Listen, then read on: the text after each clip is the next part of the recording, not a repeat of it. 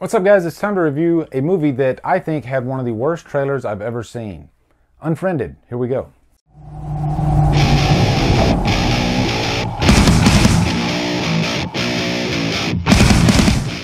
Unfriended stars Shelley Hennig, Moses Storm, and is directed by Levan Gabriadze.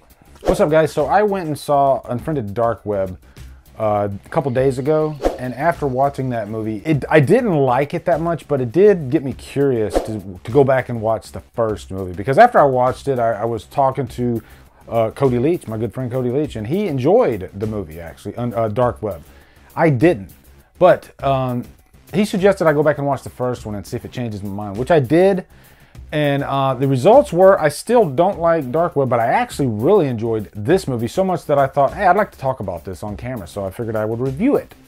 So that's what we're going to do. We're going to talk about the first Unfriended and why I think this movie is actually really good. So this movie centers around a tragedy that happened, a suicide. Laura Barnes. And this is something that's actually pretty common in today's age, you know, with people committing suicide because of cyberbullying or just bullying in general. And this girl, Laura Barnes, she was like at a party and then she was bullied and she ends up taking her life. So this group of young people, they get together on Skype and they're having fun, and then all of a sudden this unidentified user comes on by the name of Bill with some numbers behind it, and really just starts psychologically torturing these people. This is Laura's account. Who would hack into a dead girl's account? Maybe it's Laura. All right, everyone hands up right now. Who's doing this? So much so that a lot of truths start coming out as the layers get peeled back concerning the characters. Now, the first thing I really dug about this movie was, you know, the premise. And like I said, I saw Dark Web first, and that premise is really interesting, but I like even more how it all played out in this movie, because it starts off pretty slow, you know. It really just builds those relationships between our main characters, especially Mitch and Blair.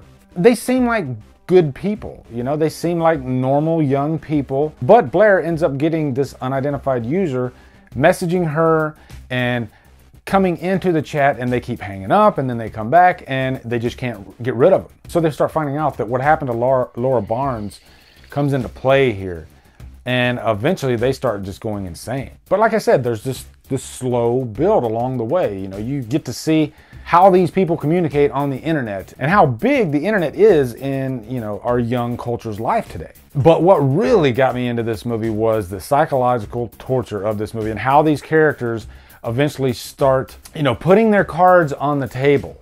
And if they hang up, then they're in deep shit. And it's not just like, you know, a playful threatening. No, this is, your life is at stake. Once the shit starts hitting the fan, people start dying in this movie. And so the stakes are pretty damn real. Now, you know, putting aside all the internet and technological mumbo jumbo, this is really about psychological torture. It really made me think of like movies like The Thing, where you have just a group of people and they don't trust each other and they start freaking out. And that's what happens in this movie. User Bill is really like 2 steps ahead of everybody in this movie. And one of my favorite parts is when he starts playing this game, I think it's called Never Have I Ever. And, you know, he gets them to start confessing some really bad things, because if they don't, they're gonna die. And this is where the characters really just start turning on each other, and it gets pretty damn hectic. And this is something that I did not find in the second movie as much.